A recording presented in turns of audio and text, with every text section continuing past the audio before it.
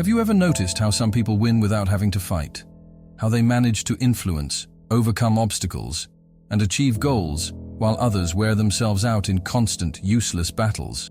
Think about that person you know, perhaps a leader, a colleague, or even a friend, who seems to advance without resistance, like water flowing around rocks. While others shout, they whisper. While others display strength, they demonstrate presence. While others attack head-on, they simply win. What do these people know that most ignore?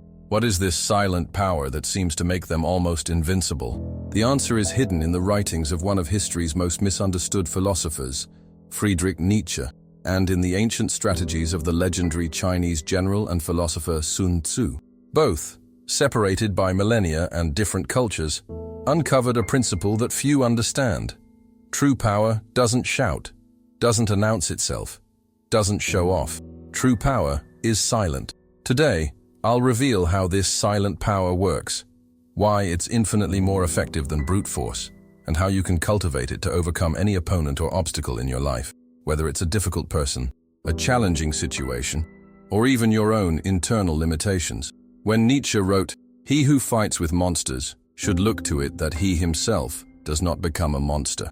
And when you gaze long into an abyss, the abyss also gazes into you." He wasn't just creating a catchy phrase. He was revealing a profound truth about the nature of power and conflict. The German philosopher realized something that few understand.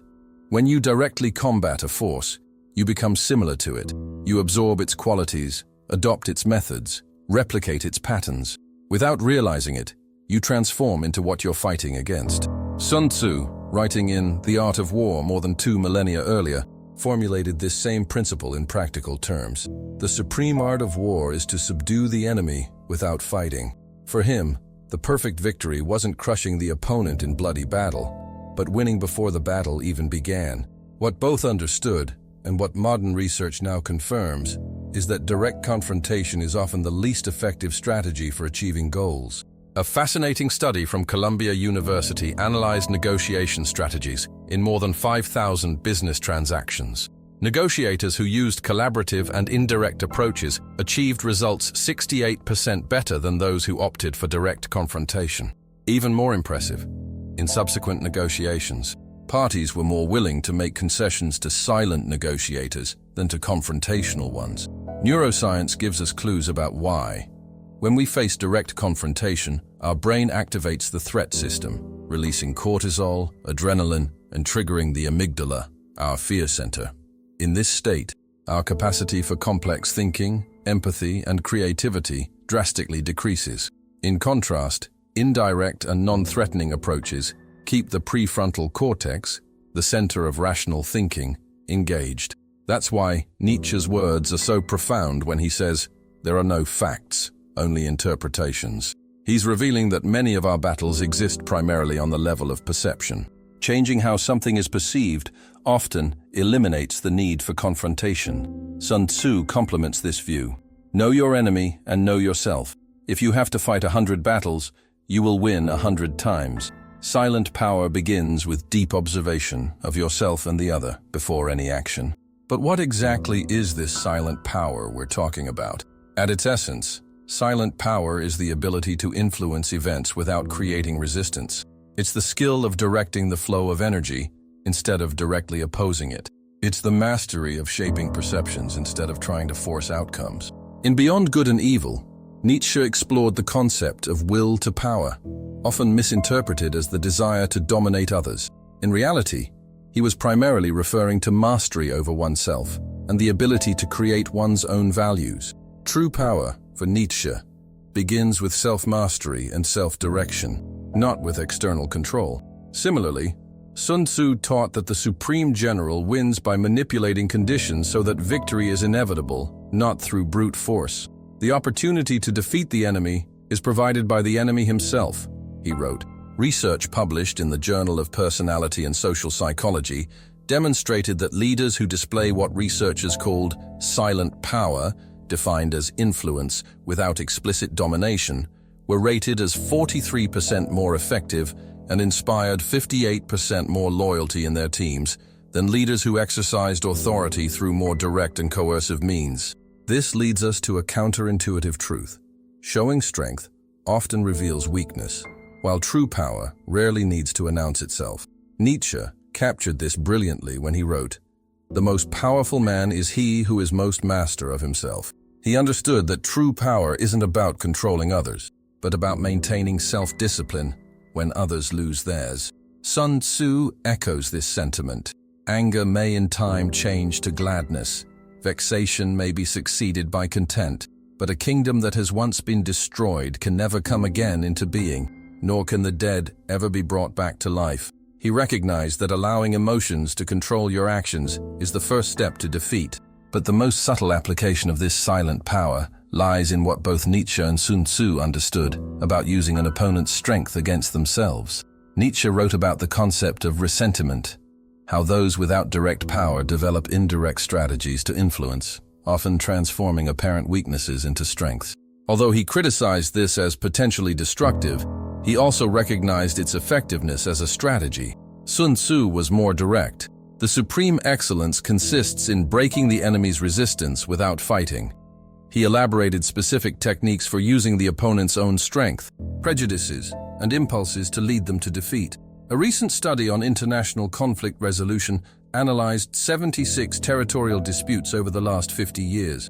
Nations that used what researchers called soft power strategies, cultural influence, silent diplomacy, strategic alliances, achieved their objectives in 71% of cases, compared to only 36% of nations that primarily resorted to threat or use of military force.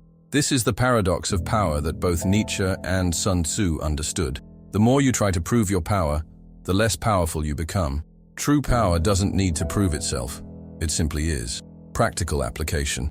How can you begin to cultivate and apply this silent power in your own life? Here are 5 practical principles derived from the philosophies of Nietzsche and Sun Tzu. First, practice strategic self-restraint. Nietzsche valued self-mastery above all. For him, the ability to contain immediate impulses was the mark of a powerful will.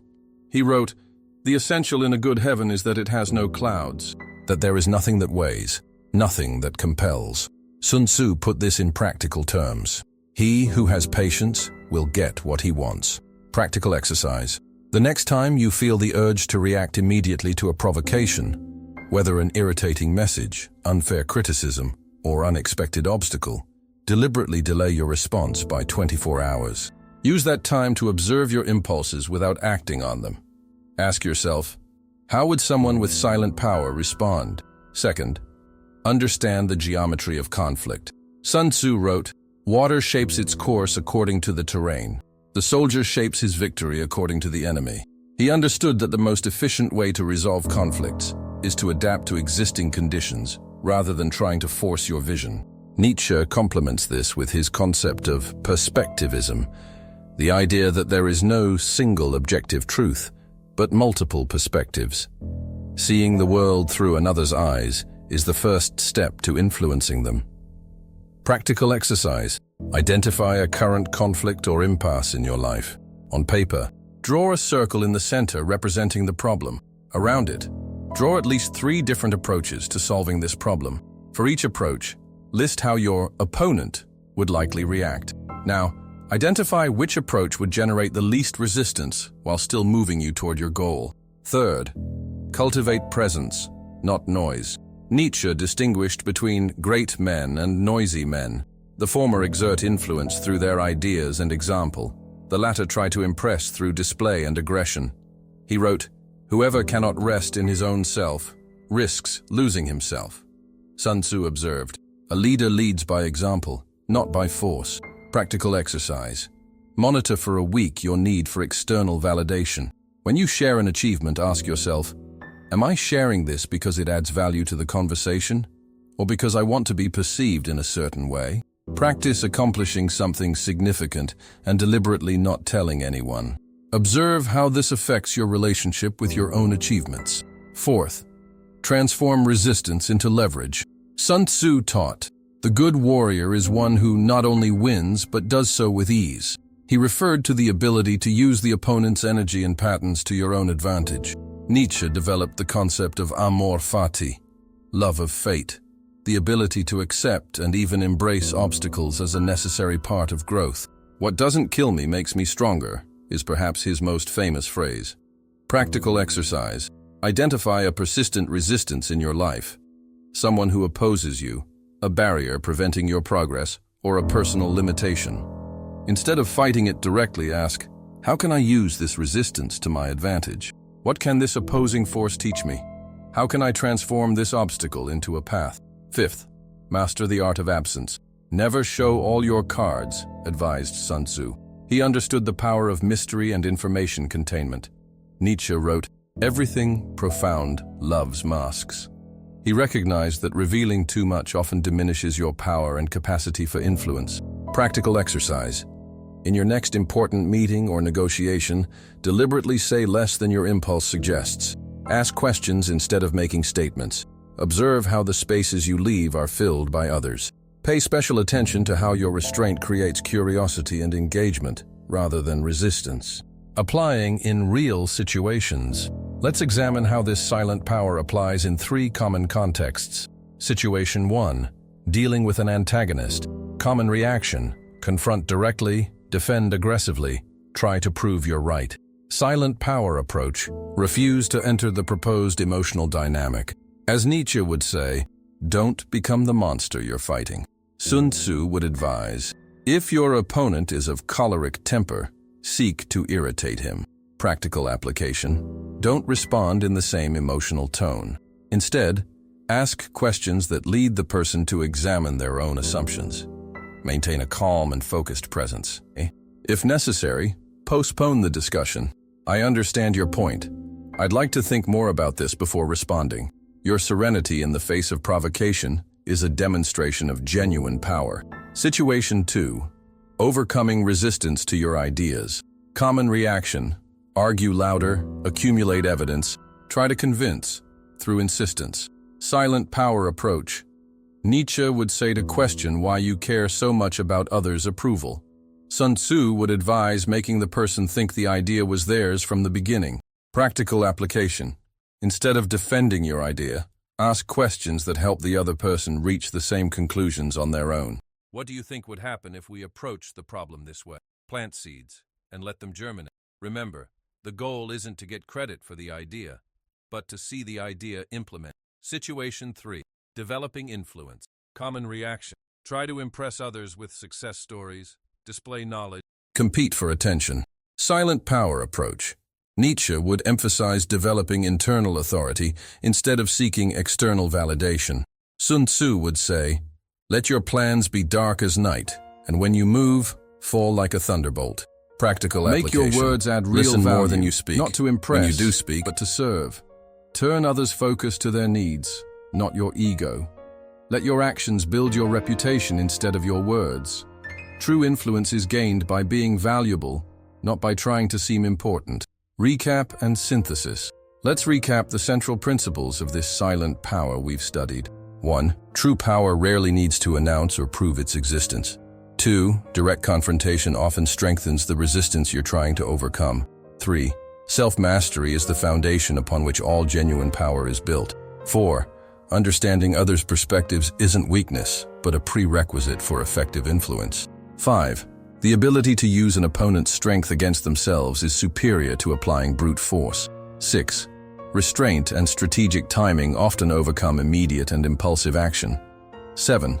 Silence and absence, when consciously applied, create more impact than constant presence.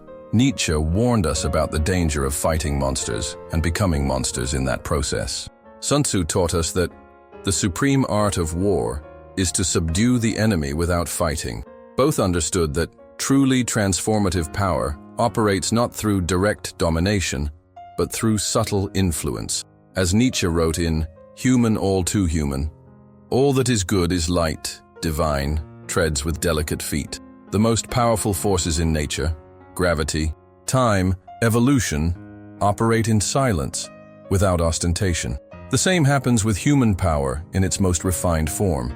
Sun Tzu concluded his masterpiece with this observation: let your plans be dark and impenetrable as night, and when you move, fall like a thunderbolt.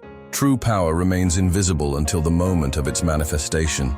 and then reveals itself not with noise, but with undeniable results.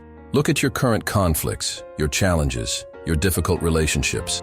How much effort are you wasting in direct confrontations that only strengthen the resistance you're trying to overcome? How much energy is being consumed trying to prove your worth, defend your territory, impose your will? Now imagine redirecting that energy, not to subdue others, but to cultivate your own inner power, not to fight against adverse currents, but to skillfully navigate through them, not to win debates, but to transcend them. Nietzsche envisioned human potential for self-overcoming, for becoming something beyond what we are. Sun Tzu offered a practical path to victory through strategic intelligence rather than brutality. Together, they show us that true power isn't in dominating others, but in mastering yourself and situations through deep understanding and precise action. In our next video, How the Pursuit of Pleasure is Killing You, Huxley and Frankl's Warning. We'll explore how the relentless pursuit of immediate comfort and pleasure is undermining our capacity for genuine meaning and satisfaction. We'll discover how Aldous Huxley predicted tyranny not through pain and oppression, but through pleasure and distraction, and how we can escape this subtle trap. If this video resonated with you, write in the comments, "True power needs no proof." Let's see how many are ready to cultivate this silent power that defeats any opponent. Until our next meeting,